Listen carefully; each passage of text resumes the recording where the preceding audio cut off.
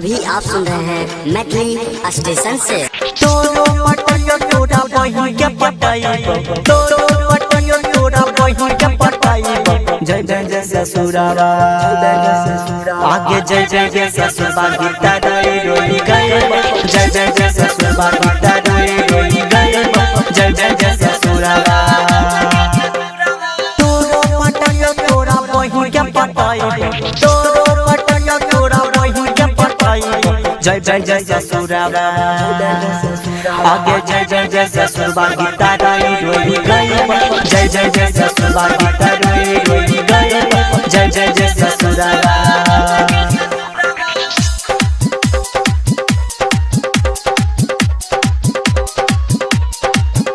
PST मनोरंजन films, विधान बाजार समस्तीपुर, विधान बाजार समस्तीपुर, विधान बाजार समस्तीपुर, विधान बाजार समस्तीपुर।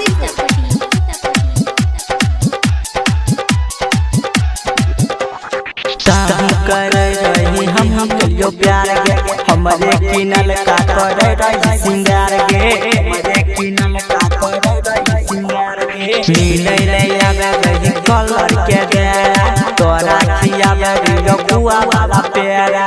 चलही जे देखा पूरा गांव के बतइबो, चलही जे देखा पूरा गांव के बतइबो। जय जय जय ससुरावा, आगे जय जय जय ससुरबा गीता रोई रोई गए।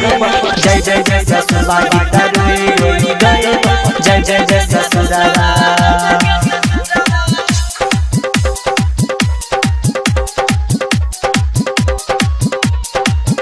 अभी आप सुन रहे हैं मैथिली स्टेशन से। अभी आप सुन रहे हैं मैथिली स्टेशन से। अभी आप सुन रहे हैं मैथिली स्टेशन से।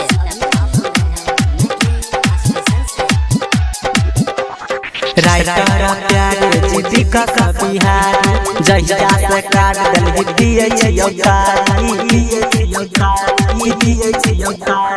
करके तू शादी जय दुल्हा के देश के, कन कन के धैने छियो पगला के भेष गे।